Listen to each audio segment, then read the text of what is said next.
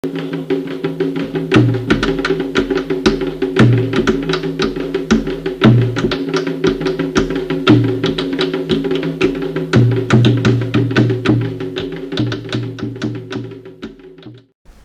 a todos e a todas, sou o Ganja Sanã, um dos coordenadores aqui do Grupo de Estudos Braulio Goffman, e hoje nós estamos tendo a honra de receber o pai Dário, que já está nos devendo essa visita já tem um tempo. E agora, finalmente, nós tivemos a oportunidade de nos conhecermos. Pai Dário, como o senhor está? Estou bem. Primeira benção, Senhor. A benção a todos e todas. Colofé, Lorum, Colofé. Estou bem e muito feliz por estar aqui. É uma honra. E queria já que o senhor começasse a se apresentar. Quem é o pai Dário? Pai Dário. Sua raiz, seu axé, enfim. Eu sou pai Dário de Ossanha, né? Sou iniciado pelo finado professor José Flávio, que também estive aqui com ele. Sou da raiz do Engenho Velho, descendente da Casa Branca do Engenho Velho. Com o falecimento do meu pai, eu fui para a casa da minha avó, né? Que é a mãe Nitinha. Então eu pertenço à família Yanassô Caileuxum, que é a roça de Miguel Couto. E há 11 anos tenho a minha própria roça, que é de Ossanha. Tudo feito por Miguel Couto, aberto pela Ialorixá. E há 11 anos eu tenho a minha roça, que é o terreiro Nixegum, em Guapimirim.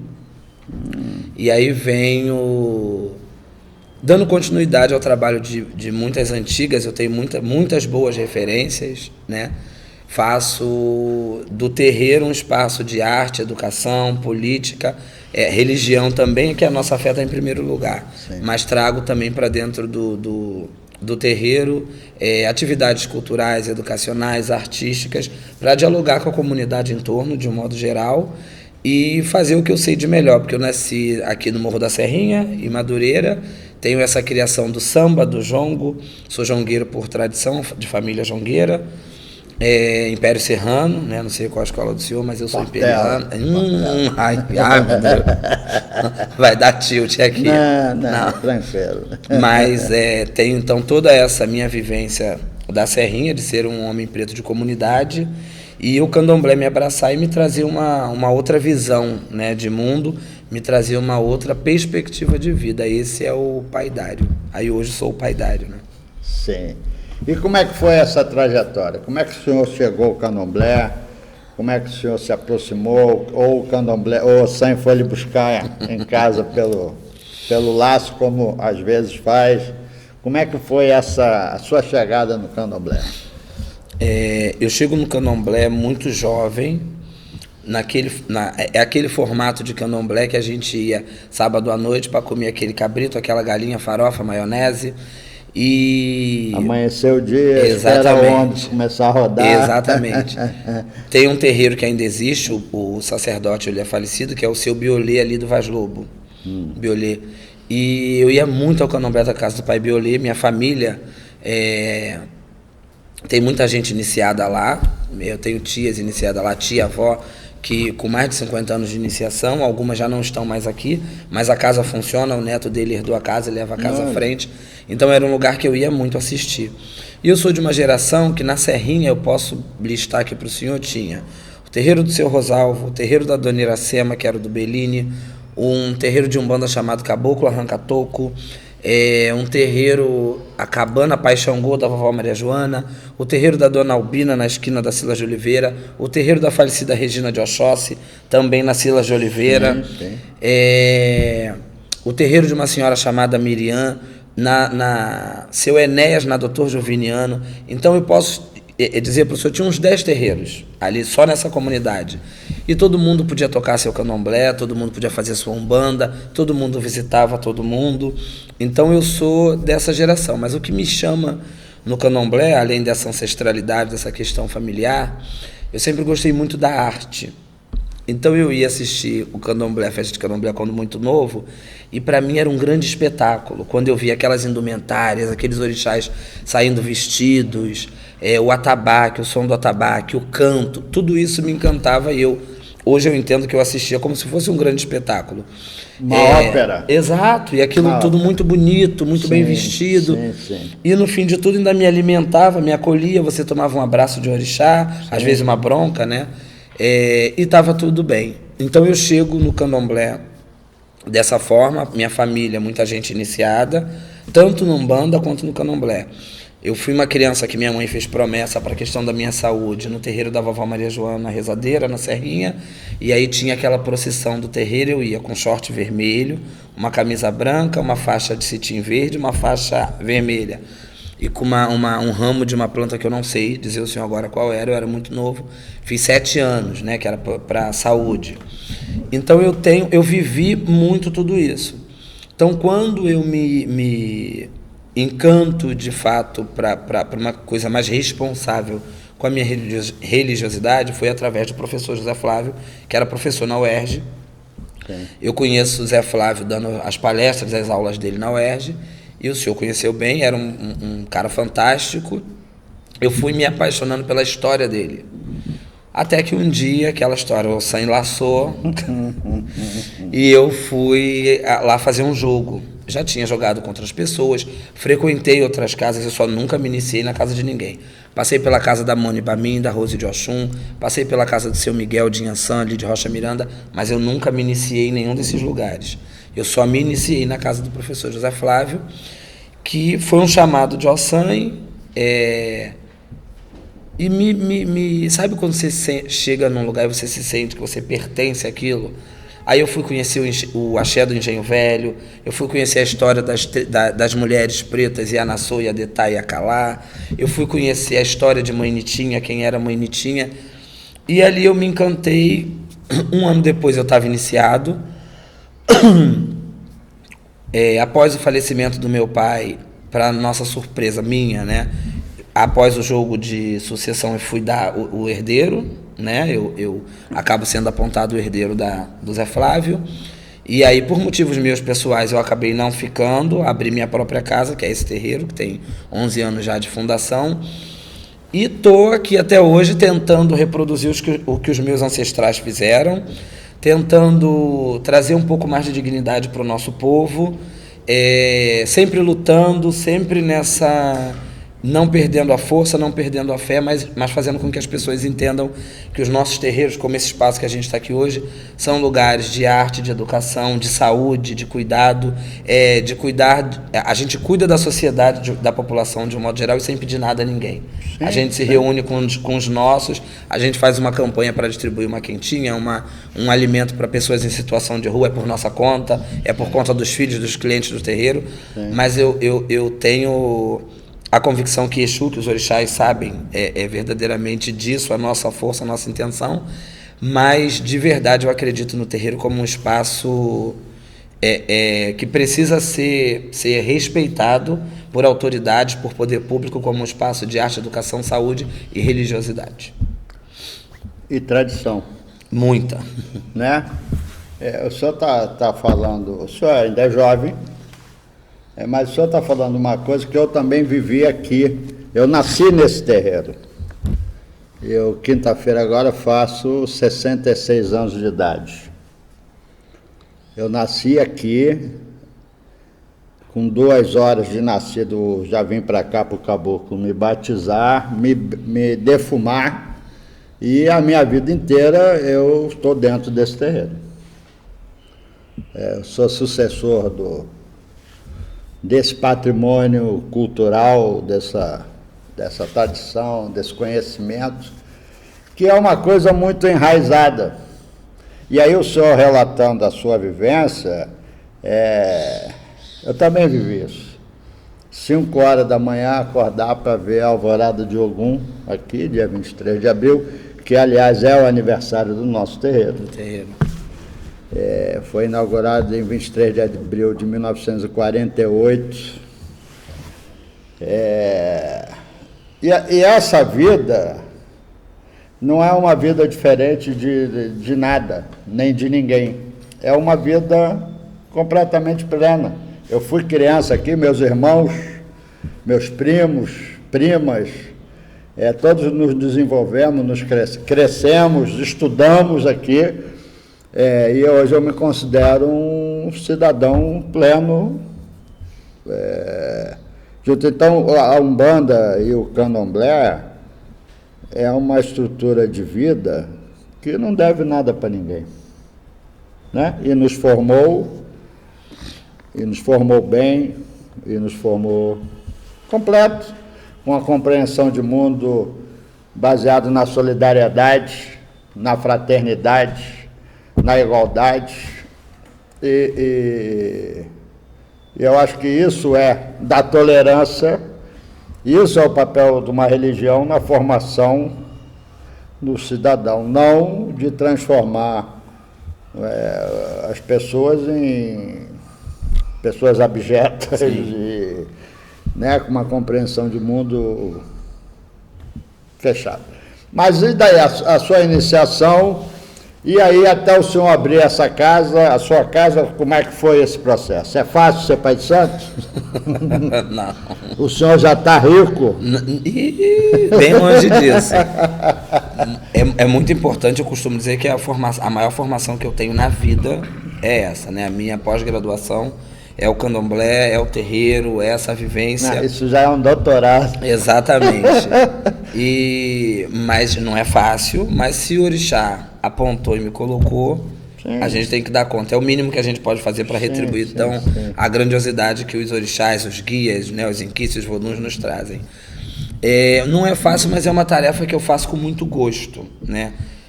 Eu costumo dizer que se eu morrer e voltar, me permitirem voltar 10 vezes eu quero ser do candomblé. Não sei se pai de santo. Quero ser filho de santo. Eu acho um pouco mais leve, mas quero voltar no candomblé. Bem mais confortável. Isso. Mas eu tenho... meu pai, desde que eu fui iniciado, dizia que eu tinha cargo para ser babalorixá. Eu tenho uma bisavó umbandista, que hoje é com Deus, Dona Maria das Dores, que quando eu tinha 3 meses no colo, ela também disse que eu seria babá, que eu cuidaria de pessoas, da família. Então a família já esperava isso. Minha mãe conta, minha avó conta, meu pai conta. Minha avó, inclusive, é testemunha de Jeová, mas ela conta. Mas a gente já sabia que o caminho seria esse. E aí, com essa história da herança também do meu pai, de ter sido escolhido sucessor, acaba que cheguei num lugar que falei, não tem muito jeito, tem que assumir isso aí. E aí assumi, cada dia é um dia, tento ser o melhor exemplo de pai possível, sou um bom filho, fui um bom filho para o meu pai, fui um bom filho para minha Yalorixá e continuo sendo um bom filho para a Débora, me considero um bom filho. E, de verdade, eu acho que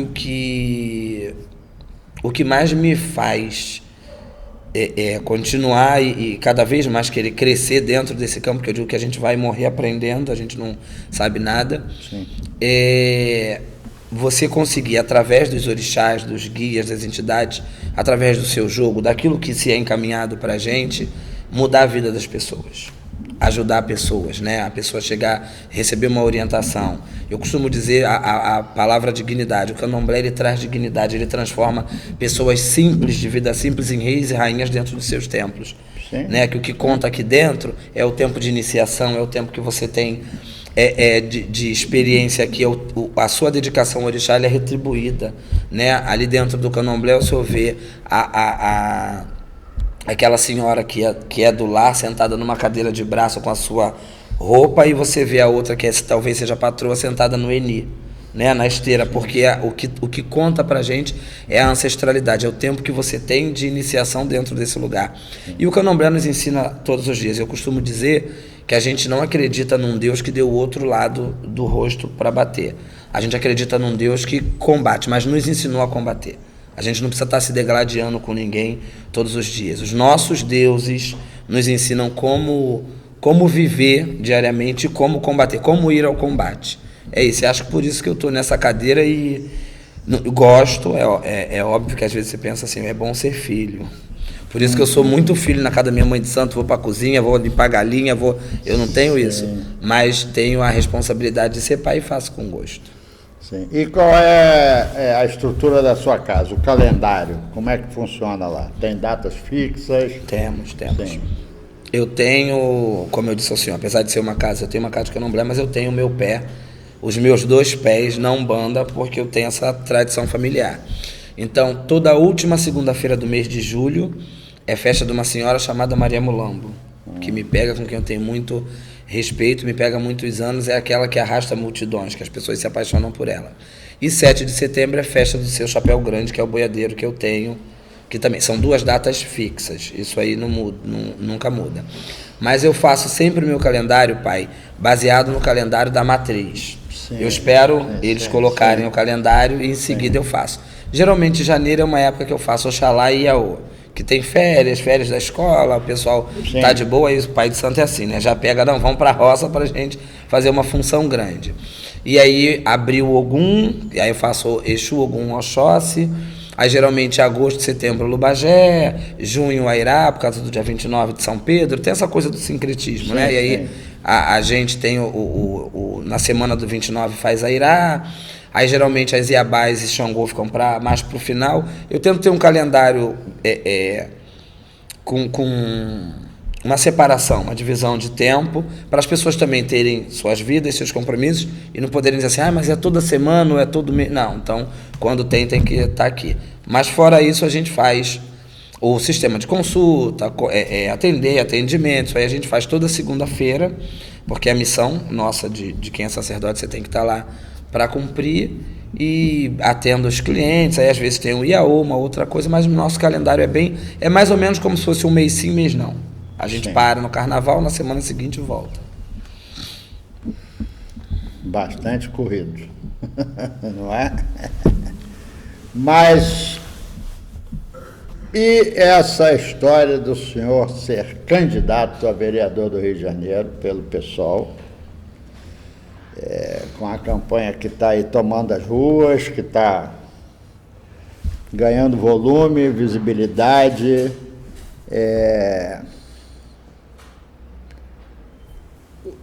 por que nós votaríamos no Paidário? Vamos lá. Primeiro porque eu penso muito numa coisa chamada representatividade. E eu, a vida inteira, sempre quis, eu aprendi que votar era uma coisa muito importante, né? Eu nunca tive uma criação de dizer assim, vota em branco ou não vota, não. Pelo contrário, eu sempre entendi que votar era muito importante. E eu continuo batendo na mesma tecla, tanto que as pessoas às vezes se admiram quando eu encontro alguém e digo, não, você não precisa dizer agora, mas lê aqui, toma aqui o flyer, lê o meu programa, lê as minhas intenções, traga alguma contribuição, né? Falar nisso, cadê o flyer? Tem aqui, dobradinho, ó. Aqui, ó. Dobrei aqui, ó, tem aqui. Show. O futuro é ancestral, o futuro é agora. E aí, por que essa candidatura?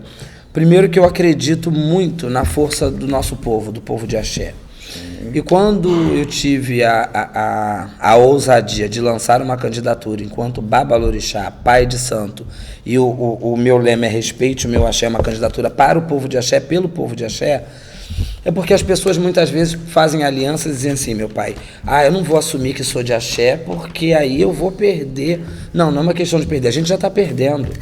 Aí a pessoa vem com um discurso dizendo assim, olha, nós somos minorias. Não, nós não somos minoria na Câmara, a gente não existe na Câmara. Não existe. Porque a gente precisa de alguém que assuma e diga assim, não, eu, por exemplo, eu sou Babalorixá, eu sou pai de santo, eu tenho a minha experiência e estou candidato.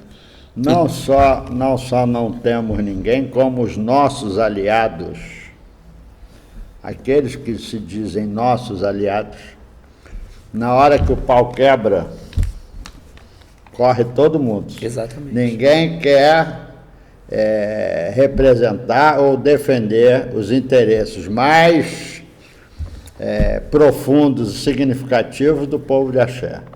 Não é bem assim. Então, o senhor tem razão. completa razão. É isso mesmo. E aí eu trabalho, né? Trabalhei, eu sempre tenho que corrigir essa falha, que eu sempre falo no presente. Eu trabalhei durante algum tempo com a deputada Renata Souza, que é uma mulher preta da Maré, não é Ialorixá, mas é uma mulher de axé, de Oxum. E nós construímos muita coisa para o povo de axé num curto tempo, período de tempo. A Lei do Abril Verde, por exemplo, de autoria da deputada Renata Souza, eu ajudei a construir, onde a gente pega e mobiliza o povo de terreiro, o povo de axé, traz eles para um protagonismo. A Renata, junto com ela nesse mandato, a gente cria o Observatório Mãe Beata de Iemanjá, que é para acolher as vítimas de racismo e intolerância religiosa. Então isso foi me ajudando a criar uma institucionalidade política, né? Que o corpo político a gente já tem. Quando você nasce preto na favela da Serrinha, gay, a gente precisa militar a vida inteira, o tempo todo. Esse corpo ele é político, mas a gente precisa ter um mínimo de conhecimento para enfrentar a máquina, para você querer entrar na máquina. Então, quando eu trabalho dentro dessa mandata de uma deputada preta, que também todo tempo luta para a gente conseguir eleger a Renata, a mulher mais votada da história da Alerj, não foi fácil, isso me deu uma certa força, que aí eu já tenho os orixás, os inquícios, os voduns, os guias, os pretos velhos, o meu povo todo, que já é uma fortaleza, a minha religiosidade, a minha experiência de vida. Mas aí quando você junta isso a um processo político parlamentar, que você trabalha ali, você ajuda a construir leis, você tem um enfrentamento do político, e aí você se coloca num lugar e olha assim, pô, eu estou na cidade do Rio de Janeiro, hoje é o estado, a cidade onde mais sofre violência e ataque em terreiros é no Rio de Janeiro. O maior número de terreiros atacados, quebrados, invadidos, expulsos dos seus territórios é no Rio de Janeiro.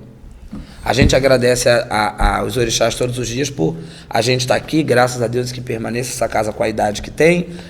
O meu terreiro lá, ninguém não se meteu. A tia Ira aqui na Serrinha consegue fazer a procissão, as coisas de dar umbanda lá no terreiro, no morro, mas a gente sabe que não é a realidade de todo mundo. É muito, muito difícil e muito ruim a gente imagina alguém tirar a gente do nosso território. O senhor disse assim, eu nasci aqui. Aí imagina que luta, vem um camarada e diz, o senhor não pode tocar, não pode soltar fogo, não pode estender roupa branca, não pode bater o atabaque. É praticamente a nossa morte. Porque quer dizer que a gente não pode fazer aquilo que a gente faz uma vida. Eu tenho um relato que eu não tive oportunidade de conhecê-lo, de um pai de santo em Cabo Sul,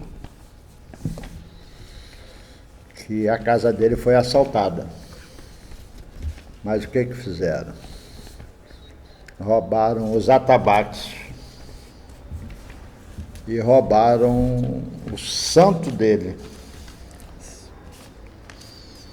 o assentamento. 50 anos de santos. Pegaram o assentamento dele e levaram embora. Isso é o fim do mundo da crueldade. Isso é o mesmo que cravar uma faca no coração do sujeito. Eu fico tentando imaginar essa situação, não consigo. O senhor está falando aqui, me deu falei, meu Deus. Pois. Imagina eu chegar no terreiro e não estar o meu assentamento. Deus é mais. Como eu fui lá na casa de um pai de santo também, no Cabo Sul, que incendiaram a casa dele, o cheiro da fumaça, as paredes queimadas, a casa de Mãe Conceição do Oriçá é incendiada também, um outro pai de santo no centro de Nova Iguaçu. É um negócio, uma situação terrível, indescritível, só estando lá para as pessoas entenderem o tamanho, a dimensão e a profundidade desse tipo de violência. E isso tem que acabar. Isso tem que acabar. E eu acho que isso só vai acabar na hora que a gente tiver representantes na Câmara, na Assembleia Legislativa, no Congresso Nacional, gritando, denunciando, exigindo isso. Porque não há, que eu saiba, até hoje, só teve uma pessoa presa por racismo e intolerância. Uma, no Brasil todo, diante de todos esses ataques. Isso significa o quê? Que não está havendo investigação. Nenhuma. A gente sabe que a polícia é competente. É só querer, né? Mas tem que ter cobrança política, Sim. tem que exigir isso, autoridade política, para exigir uma coisa como essa. Né? Uma casa de santo, tocaram fogo no centro de Nova Iguaçu, do lado quase da Igreja Universal, e ninguém até hoje Ninguém foi sabe, responsabilizado ninguém por vê. isso. É inacreditável, né? A gente tem um número muito grande de denúncias, de BO, de tudo, mas um número muito, quase que não inexistente de resultados, né? Que você quer saber o que aconteceu, isso deu em quê? Então a pessoa precisa ter um acolhimento quando vai a tal delegacia. Ah, existe uma delegacia especializada. Mas como é que essa pessoa é recebida nessa delegacia? Sabe, a gente tem lá no mandato que eu trabalhei, a gente fazia um acompanhamento mesmo. Ia com advogado, com tudo, com qualquer vítima que fosse. A pessoa precisa ser recebida como vítima. E muitas vezes a pessoa não queria nem ouvir. Eram frases assim do tipo, mas você não estava batendo muito alto o atabaque? Babá, a gente sabe exatamente como é que isso funciona. Uma delegacia especializada é ótimo, mas não resolve. Porque quem continuou cobrando? Sim. Quem é que foi lá encher o saco do prefeito para exigir providências? Quem foi encher o saco do governador para exigir providências? Não vai. As coisas acontecem e vão se acumulando esses acontecimentos e nenhum tem solução, nenhum tem resposta. Falar, nós não estamos falando de vingança, nós estamos falando da lei. Né? Quem comete um crime tem que ser punido. E um crime desse tem que ser apurado. Né? Pelo menos a satisfação de você resolveu. Não, nem isso é colocado, né? Tanto a nós, praticantes e militantes da religião, quanto a própria sociedade. Quer dizer, um templo religioso é atacado, incendiado, depredado e fica por isso mesmo. Inteligível. Faz sentido. É necessário, é fundamental, é vital que nós tenhamos representantes na Câmara, em todas as instâncias do Parlamento, sim, seja Câmara de Vereadores, deputado estadual e federal, e até Senado, por que não? Sim. Né? Mas pessoas que sejam efetivamente comprometidos com essa causa da religião, porque a causa da religião também é a causa da cultura, também é a causa do LGBTQIA+, também é a causa da dança, da música, da literatura, da comida, sim, da gastronomia, todas essas questões que um candomblé é esse montanha de coisas. Verdade. Né? Que estão ali acopladas e agregadas, juntando gente, mobilizando pessoas, mas tem que ter, é necessário que tenha, assim, uma compreensão política dessas coisas. Né? Não é só, eu vim aqui receber o Santos. Não, exatamente. Não é isso. Né? Então, enfim, e aqui temos 7 motivos para eleger o paidário. Fale para nós. Aqui tem 7 motivos para eleger o paidário. Falei esses 2 aqui, que é a questão do... Sim. Né, junto com a Renata, que foi quando eu entro na política institucional, o Abril Verde, o Observatório Mãe Beata de Iemanjá, fiscalizar e fazer cumprir leis que estabeleçam o ensino de história da cultura negra e indígena na educação básica. A lei já existe, só que quem cobra, quem exige que isso seja, que a gente coloque, né, em pauta. Hoje a gente tem, pai, o maior número de conselheiros e conselheiras tutelares do Rio de Janeiro são evangélicos, 80%. E aí como é que você pega uma escola, se o professor não está preparado, ele vai botar a Lei 10.639 aonde? Vai. Então, a gente não quer que todo mundo vire macumbeiro, não. A gente só quer ser respeitado no nosso espaço. O Estado é laico e a gente respeita isso. Mas a gente precisa respeitar o nosso espaço também. Sim. Reconhecer terreiros como locais de referência para acolhimento de demandas de saúde, educação, cultura e combate à fome. A gente já faz isso. O terreiro só é isso. Se não existisse uma casa como essa, um terreiro que as pessoas vinham aqui se limpar, se cuidar, o SUS teria explodido.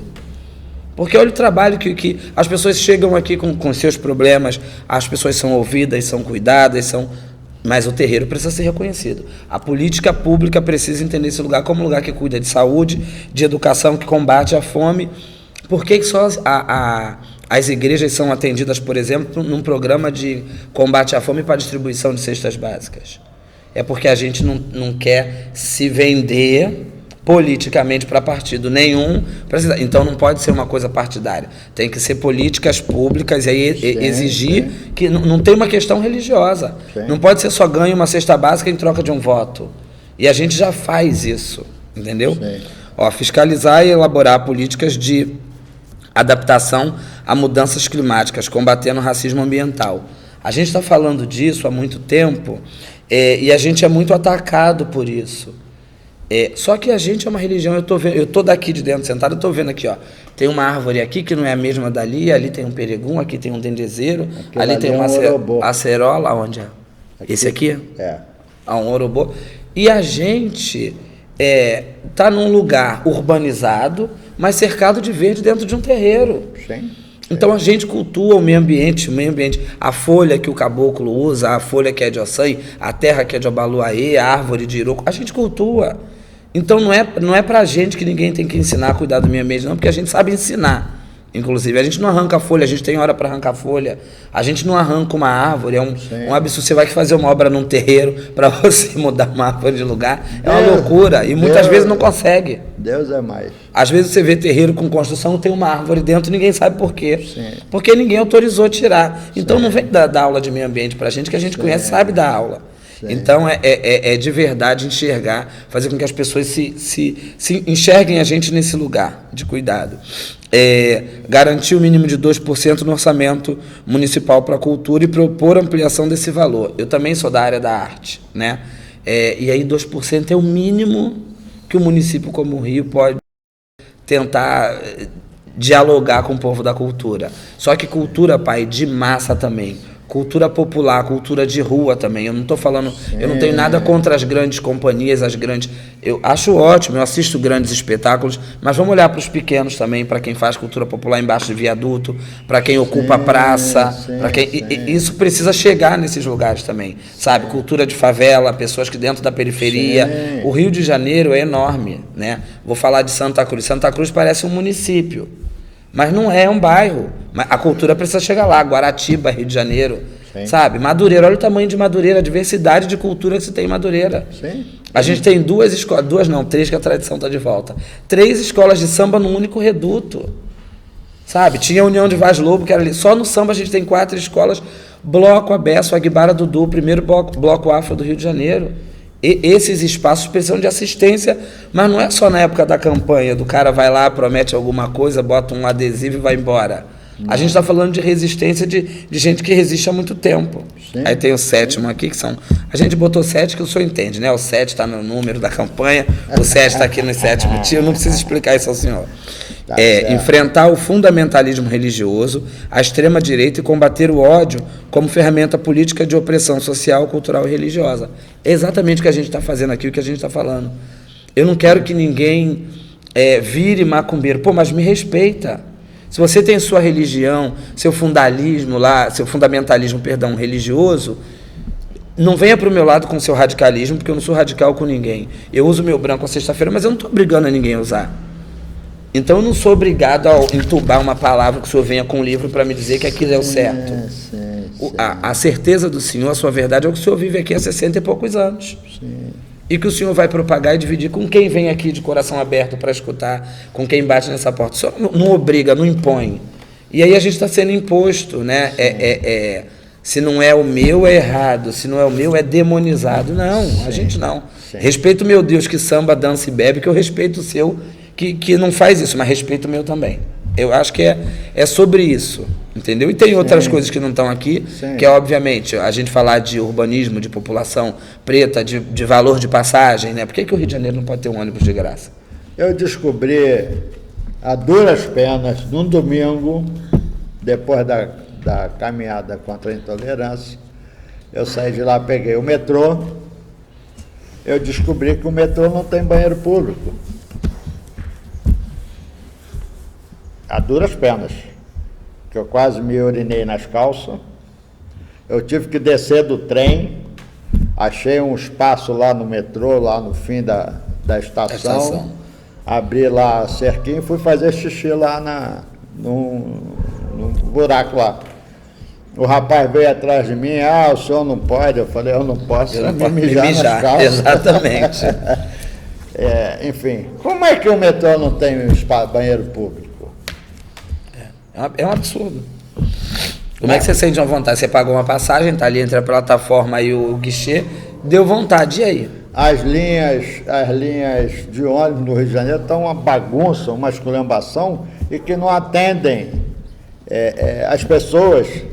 O terminal Gentileza é legal, realmente é legal, mas você já viu a distância entre o terminal Gentileza e a rodoviária? O tanto que você tem que andar? Para chegar, né? Se você for algum portador de deficiência, você não chega lá. Fica muito longe. É um tal de sobe, desce, rampa, escada, sem escada. Enfim, você leva uns 15 a 20 minutos andando. Para sair do outro lado da rua da rodoviária ainda tem que atravessar a pista. É ininteligível essas coisas. Não faz sentido. Né? Não faz sentido. O Rio de Janeiro, que sempre foi a cidade que liderou esse país em todos os aspectos. Sim. Na cultura, na arte, na música, no samba, no choro e por aí vai. O que é o Rio de Janeiro hoje? Uma cidade sitiada por bandidos, né? Onde as pessoas não podem mais sair à noite, não podem nem sair de dia, que dirá à noite. À noite, né? Tudo isso, todos esses problemas partem da falta de uma decisão política, né? E a gente não pode se furtar a isso, a gente não pode dizer ou achar que nós não temos nada com isso, que nós não gostamos de política. Não gostar de política levou a cidade do Rio de Janeiro ao estado que está hoje. Verdade. E olha que ainda tem gente que diz para mim assim, mas você está misturando política com religião? Tô porque eu não preciso nem dizer, assiste o jornal todo dia. Não tem como, o senhor fez uma frase que é perfeita. Refazendo ela, o único lugar que a gente precisa ocupar agora é a política. A gente já ocupou todos os outros lugares. Eu costumo dizer a todo mundo, a gente já cantou samba na avenida e foi campeão, com Exu e com Oxumaré, mas a gente não consegue ser campeão no parlamento. Sim. Porque não tem ninguém para votar pela gente. Sim. Porque não tem ninguém nosso. E quando um camarada diz assim, vamos fazer uma votação, e aí você é o pai de santo, o candidato lá, o eleito no caso, você não tem como votar em nada que vá ferir a sua ancestralidade. E as pessoas fazem jogos políticos aí, parcerias, sei lá como eu devo chamar isso, alianças, e acabam, na hora H, quem mais sofre é a gente. Eu chamo de outra coisa. Que não tem representante. Como é que você chama? Conchavo. Conchavo. E aí até quem diz assim, não, estou com vocês, na hora que a gente vai procurar ver, não está não. Não está não, porque eu sou a pessoa que observa o projeto de lei, que observa quem está aprovando o quê, quem está do lado de quem.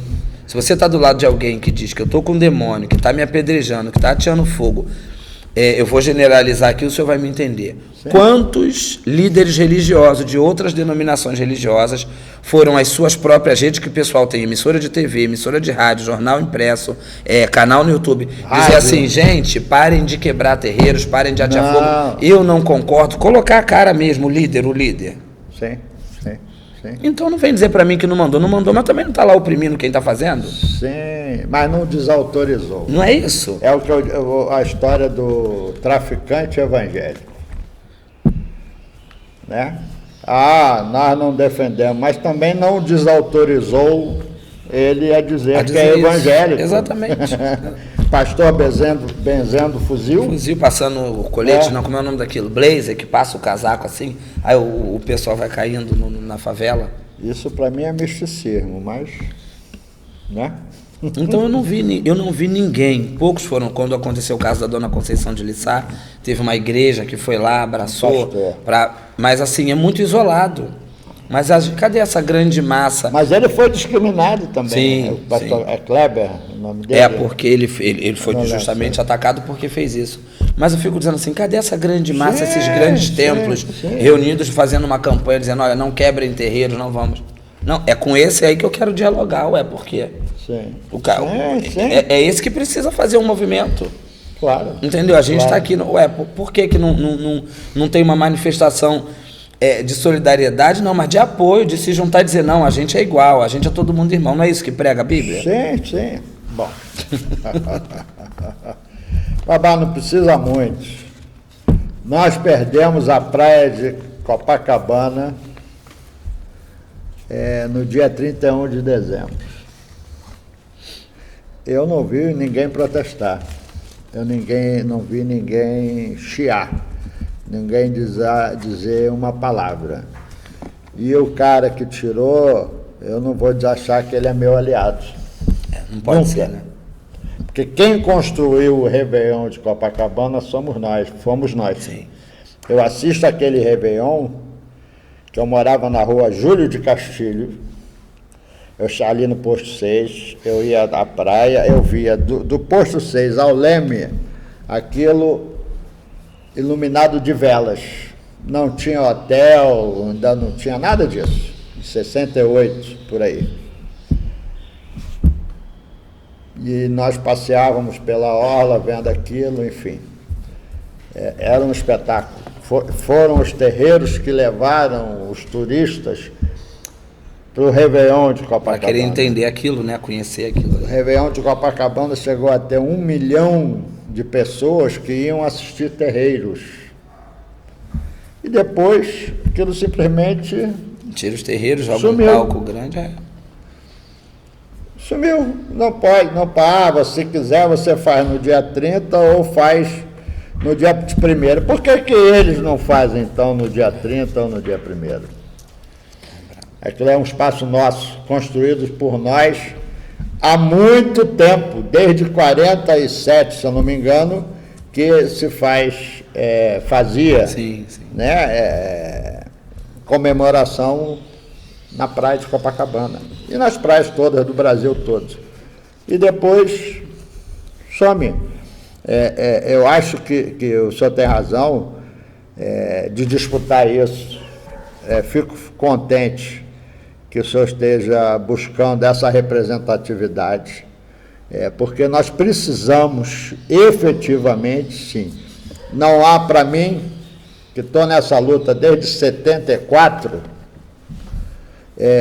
outra coisa a se fazer do que buscar isso. Só isso é o que nos interessa na sociedade brasileira hoje. Nós necessitamos de ter uma representação política, sim. Uma representação política que seja de dentro do terreiro. Porque representação política da periferia do terreiro não interessa. Nós precisamos saber quem é que nos representa nessa história e aonde é que a gente vai. Porque se o senhor entrar lá e se eu trair a minha confiança, eu vou falar com o sangue. Acho, é verdade. É verdade. Ué? É verdade. Ou não é? É verdade. Eu vou falar com você, meu pai, o que é que houve? O que está acontecendo, né? Entende? Eu acho que nós resolvemos as nossas coisas por esse caminho. Sim. Né? Eu espero que o senhor tenha muita sorte mesmo, que o senhor alcance isso que o senhor está buscando, mas eu quero saber o seguinte: quem quiser contribuir financeiramente com a campanha do Paidário, como é que faz? Tem uma vaquinha aqui atrás, deixa eu só... Aqui, ó, tem um número, é Alô Paidário, tá? É o 96877, é o 7 de novo. 968770328, mas as minhas redes sociais tem tudo. Instagram, Facebook, então, fala aí, TikTok. Vamos lá. É só botar lá Paidário. O Instagram é Paidário Nichegum, mas não é difícil achar. Arroba Paidário Nichegum, não é difícil achar. Quinta-feira, depois de amanhã, a gente vai fazer uma roda de samba no Circo Voador, que é um show, financiamento para a campanha, para ajudar a terminar de pagar a campanha.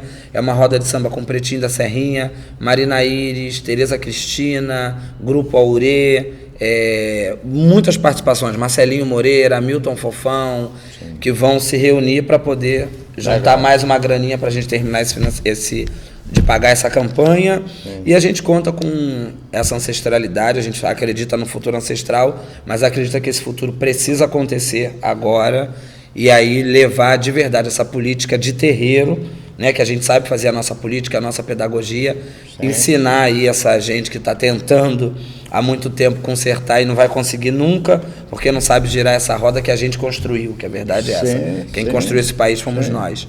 E de verdade poder contar com pessoas, com mais velhos como o senhor. Construiu e enricou esse país. Verdade. E poder contar com mais velhos como o senhor, como minha tia Meninazinha, como mãe Regina Lúcia, próprio babá Dailton, que é o herdeiro de mãe Beata. Sim. Eu fui lá tomar a bênção e dialogar com todas essas pessoas antes de lançar o Babalaô Ivani dos Santos, e todas essas pessoas me abraçaram. Então, de algum modo, todo mundo da sua forma contribuindo e fazendo com que essa campanha aconteça. Então, fico muito feliz por estar aqui conversando com uma pessoa que é o senhor, que é referência para a gente, e está aqui nesse diálogo tão saudável comigo. Eu tô na luta. Axé. Aliás, nós estamos na luta. O grupo de estudos Braulio Goffman reúne aqui sacerdotes de todas as tradições, debate coisas inerentes à religião, não ensina ebó a ninguém. A gente fala sobre coisas que afligem e são internas do candomblé, sem revelar segredo nem nada Sim. disso.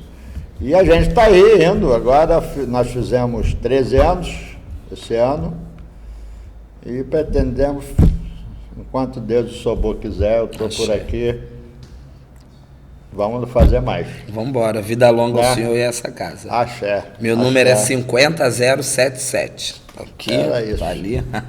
Já falou da vaquinha, já falou do número. 50077. Já falou porque o senhor merece o nosso voto. E eu espero que tenha sucesso. Axé. Tá? Que o SAM lhe dê muita saúde, força, vida longa e sucesso. Axé. Para nos representar lá na Câmara Municipal. Axé, aberto. Certo? Muito obrigado, de verdade. Viu? Boa sorte. Logo, logo a gente vê. Um abraço. Outro, axé.